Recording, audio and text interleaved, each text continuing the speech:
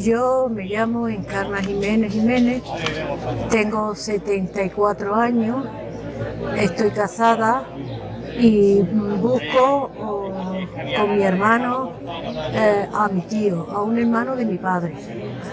El hermano de mi padre se llamaba Antonio Jiménez Merino.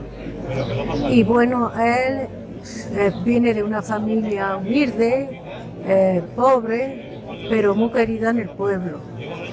Yo soy de Santa Fe. Entonces, él causó mucho temor en el pueblo porque fue la primera víctima que hubo en esta represalia. Y él era cabo municipal. Estaba trabajando de noche. Y estaba casado y tenía 3 niños, 2 niños y una niña, pero muy chiquitos, 2, 4, 5 años. Y él estuvo trabajando de noche y salió por la mañana pues a las 7, 7 y pico de trabajar. Y esa noche en Santa Fe ocurrieron unos hechos que todavía se pueden comprobar, pues, la vida aquellos que sean así. Pintaron los reyes católicos que hay en la puerta de la iglesia, de rojo. De rojo. Uno, el que hay a mano izquierda entrando a la iglesia. Y bueno, ese todavía está pintado, lo han limpiado 200.000 veces y esa pintura no pierde el color, vuelve a aparecer, que era de rojo. Entonces salió de trabajar y se fue a un cortijo que llamaban La Cantina, que vivía un hermano mayor, el mayor de todos. Y bueno, todos los hermanos le tenían pues de cariño especial porque tenía animales, iban, le daban una vuelta, le ayudaban y él se fue allí. Entonces llegó un grupo de gente, 5 o 6, y le preguntaron, ¿Antonio? Sí, pues nos tiene que acompañar. ¿Pero qué pasa? Pues nada, nos tiene que acompañar. Entonces lo ataron con una cuerda a un carro que iban ellos montados y fueron tirando de él, a veces se caía, se levantaba, corría, pero cogido de la cuerda. Y llegaron a la plaza. Entonces empezaron a preguntarle que quién había hecho eso. Y él dijo que él no sabía. En realidad a lo mejor no lo sabía, o a lo mejor no quiso decirlo, no quería delatar quién había sido, pero que él no decía que no sabía. Entonces la iglesia tenía una reja pues de 1,5 metros, poco más, con unos pinchos alrededor de la puerta de la iglesia. Y esa reja pues empezaron a pegarle y empezaron a que tenía que saltarla de un lado al otro. Claro, él no podía.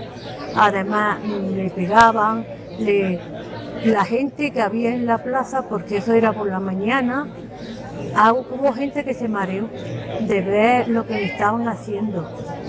La madre que vivía cerca de la plaza, pues sintió chillerío, empezó gritos y entonces acudió a ver qué pasaba y la gente la retuvo y la metió en un bar, no quiso que llegara a la plaza. Pero en fin, que allí estuvo pues 3 o 4 horas.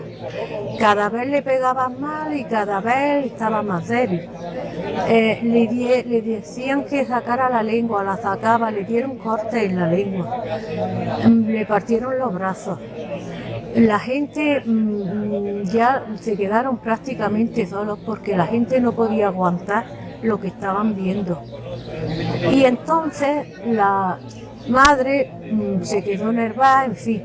Había hermanos, por ejemplo, mi padre estaba en la mili y él no se enteró de nada. Pero cuando pasaron ya eso, volvieron a montarlo en el carro, ya chorreando de sangre, estaba irreconocible. Lo llevaron a la cárcel de Granada. Y en la cárcel de Granada, pues había una amiga de mi abuela que tenía un familiar trabajando. Claro, aquello fue el boom en el pueblo, porque fue el primero, la gente no sabía por qué, cómo. Y entonces les dijo, mira, no te preocupes que voy yo a hablar con mi sobrino a ver si él está allí en la cárcel, como él va a trabajar, te puede dar algunas noticias, o lo han sacado, o lo van a dejar. Y entonces ella le pareció bien, porque claro, ella estaba con la incertidumbre que habrá pasado, dónde la habrán llevado. Y entonces le dijo, mira, mi sobrino trabaja esta noche, vamos a ir. Y vamos a hablar con él allí, que él sabe que vamos a ir. Entonces ella estuvo yendo 3 o 4 noches con esta señora ya mayor, que la acompañaba para ver si el sobrino le daba algunas noticias de algo. Y el sobrino, pues claro, ella le llevaba un pañuelo y un paquete de tabaco todas las noches. Se iban andando de Santa Fe a la cárcel de Granada. Todas las noches salían a las 12 de la noche para que no hubiera gente que las viera llegar, porque tenían miedo, aparte de eso, porque aparte de la incertidumbre, pero tenía más hijos. Mi abuela tuvo muchos, pero le quedaban 9 vivos. Y entonces pues esta ya le decía, a las 2 llegamos, y el sobrino estaba pendiente. Y así estuvieron, esta señora mayor la acompañaba para que no fuera mi abuela sola. No quería que fuera una hija soltera, que tenía con ellos, nadie nada más que ella, porque ella decía, bueno, dime paz, a mí me llevan, pero pues que me lleven, pero a vosotros no, ya bastante hay. Entonces mi abuela iba con esta señora y estuvo 2 noches que le daba el pañuelo sucio, unos calzoncillos que también le llevaba limpios, y él se quedaba con el paquete de tabaco y el pañuelo limpio y la ropa interior, digamos. Pero a la 3.ª noche pues llegaron y entonces estaba muy triste y le dijo, mira, ya no vengáis más. Y le dijo, ¿cómo que no vengamos más? Dice, no vengáis más porque han sacado a 7 esta noche pasada y la han montado en un carro, en un camión, y ya no ha vuelto ninguno. ¿Y entre ellos estaba? Él. Pues bueno, pues ellos ya se fueron llorando, en fin. Pero la casualidad y el destino, aquí en Vilna había trabajando una prima, hermana de él. Estaba con una duquesa o una marquesa que vivían aquí, que venían en el verano. ¿Estaba sirviendo? Sí, digamos que estaba sirviendo. Entonces dije, porque fue de los primeros que hubo, esa noche sintieron muchos tiros. Tiros que a mucha gente, claro, aquí vivía poca gente, pero a la gente le sorprendió. Y dice que no pudieron dormir, total, que a las 6 de la mañana pues salieron y se juntaron pues gente que allí trabajaba con ella, hombres, vecinos, y que hemos sentido los tiros, que han sido por aquí, no, que yo los sentía por allí, parece que han sido que vienen del barranco, pues vamos a ver. Entonces fueron al barranco y vieron pues 5 o 6 personas que estaban allí tiradas, fusiladas. Empezaron a decir, ¡ay, por Dios, pero esto qué es! ¿Cómo es posible? Y lo han dejado aquí. Y ella pues dice, ¡ay, pero si aquel es mi primo! ¿Cómo que lo reconoció? ¿Cómo que es mi primo? Mi primo Antonio. Aquí es mi primo Antonio, pero si él es municipal, ¿cómo? O sea, él extrañó que por ser municipal tenía que estar. Y fue el que dio la voz allí a Santa Fe a la familia que había visto al primo Antonio tirado aquí. Entonces se fueron y volvieron con azar, con palas, y dice que no fue enterrarlo, que fue, pero a todos, que ellos no tocaron nada. Y fue echarle tierra para que no se vieran, ninguno, ni los 5 o 6 que había, ninguno, que los dejó tapados. Entonces, claro, allí fueron y ya la familia sabía que por eso estaba aquí, en el barranco, y ya pues claro empezaron los comentarios y ya empezaron a coger más gente de Santa Fe, a unos desaparecían, una mujer que se mareó fue por ella y la pelaron, la afeitaron en medio de la plaza, que se mareó viéndolo a él, y aquello fue horrible. ¿No era familiar? No era, es que había gente que no pudo aguantar, o sea, otros se fueron, pero hay gente que se desmayó de ver lo que le estaban haciendo. Y ya está, así sucedió la cosa y ya está. Y luego la vida de mi abuela y la vida de mis tíos, un hermano mayor A mi padre pasó que lo reclutaron para la guerra. Mi padre se enteró prácticamente cuando vino de la guerra, porque no tenían contacto mucho la familia con los que se llevaron a la guerra. Y entonces pues prácticamente sabía algo, que a su hermano había desaparecido, pero no sabía nada. Mi padre jamás nos contó a nosotros nada de su hermano, nada. Yo lo que sé es porque mi abuela materna a veces ha salido la conversación porque mi padre no había una fiesta que él no llorara y nosotros decíamos que por qué. Y mi abuela decía, es que pasó mucho, es que pasó esto. En fin, mi abuela jamás salió a la calle ni a comprar vestida de negro. Yo la conocí a mi abuela con un pañuelo puesto y ya está. La vida fue horrible para ellos. Mi padre decía que no habléis.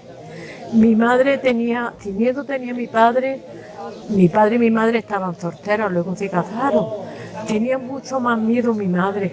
Decía que no habláis, decía, pero ¿por qué nosotros qué vamos a decir?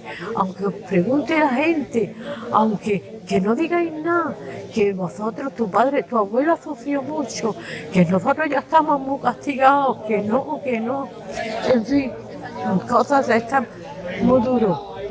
¿Hubo más represaliados de la familia? No, es nada más.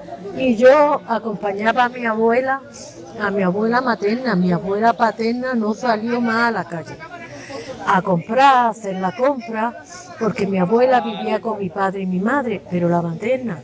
Y entonces pues me decían, oh, esta es hija, nieta tuya, sí, esta hija de Agustín, en Mellao. Sí, ay, pobretico, qué lástima. Entonces yo pillaba más detalles. Qué lástima lo que hicieron, lo que pasó la viuda luego con los niños chiquiticos. Qué lástima y cómo pudieron y hay que ver. Vamos, ya está, esa es la historia. ¿En qué trabajaba? Él era... Ella, la mujer.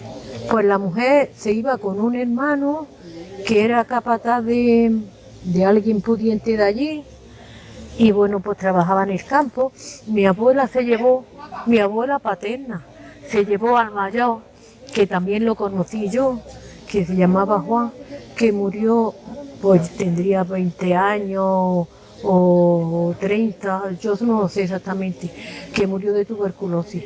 Ella, y como estaba malico, me cogió enseguida la enfermedad, pues mi abuela se le llevó a su casa. Con ella vivía, con ella dormía, porque decía, este necesita más cuidado que el otro, este que necesita. Y luego por la familia en general, porque era una familia muy unida, pues mi madre, que era costurera, pues le hacía las ropicas de 4 retales que le quedaba de haberle hecho a otra ropa y decía, ¿me puedes dejar? Sí, quédatelo. Pues con esto le hacía unos pantalones cortos, le hacía un vestidillo, en fin. La familia lo arropaba y la familia le ayudaba a sobrevivir, digamos, porque a veces no era vida, era sobrevivir.